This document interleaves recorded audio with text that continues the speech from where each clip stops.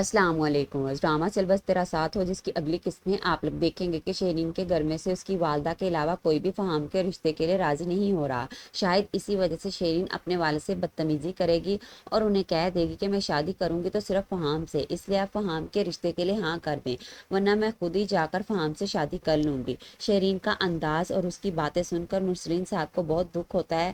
وہ اسی وجہ سے پریشان تھے۔ شازیہ بیگم کو مرسلین صاحب کی پریشانی دیکھ کر سمجھ آ گئی کہ یہ شیرین کے رویے سے پریشان ہے، اس لیے وہ شیرین سے جا کر کہتی ہیں کہ تمہیں اپنے ابا سے اس طرح بات نہیں کرنی چاہیے تھی، انہیں تمہارے انداز سے اور الفاظ سے بہت سخت دھچکا ملا ہے۔ ادھر آنسا اور انس بھی شیرین کی باتوں اور اس کے رویے کی وجہ سے پریشان تھے۔ آنسا تو انس سے کہتی ہے کہ شیرین کی باتوں نے تو انکل اور دادا کو پریشان کر دیا ہے، شیرین کیسے کہہ سکتی ہے کہ وہ خود ہی جا کر فہام سے شادی کر لے گی۔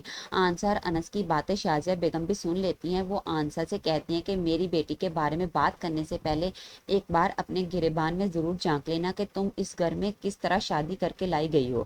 آنسا کو تو شازیہ بیگم کی باتوں پر غصہ آتا ہے، وہ اپنے کمرے میں چلی گئی۔ اس کے جانے کے بعد انس اپنی تائی کو کہتا ہے کہ جو بات ڈھکی ہوئی ہے نا اسے ڈھکی رہنے دیں، آپ ایسی باتیں کر کے آنسا کو مجبور نہ کریں کہ وہ دوبارہ اپنا مجرم تلاش کرنا شروع کر دے۔ میرے پاس تو پھر کوئی وجہ ہے شیان کو کچھ نہ کہنے کی، لیکن آنسا کے پاس کوئی وجہ نہیں ہے۔ اگر اسے پتا چلا کہ اس کو پوری دنیا میں بدنام کرنے کے پیچھے شیان کا ہاتھ ہے تو وہ اسے تباہ کر دے گی۔ شازیہ بیگم پھر بھی باز نہیں آئیں گی۔ اگلے دن جب آنسا اور انس یونیورسٹی جانے لگے تو شازیہ بیگم پھر سے آنسا کو اسی ویڈیو کا تانا دیتی۔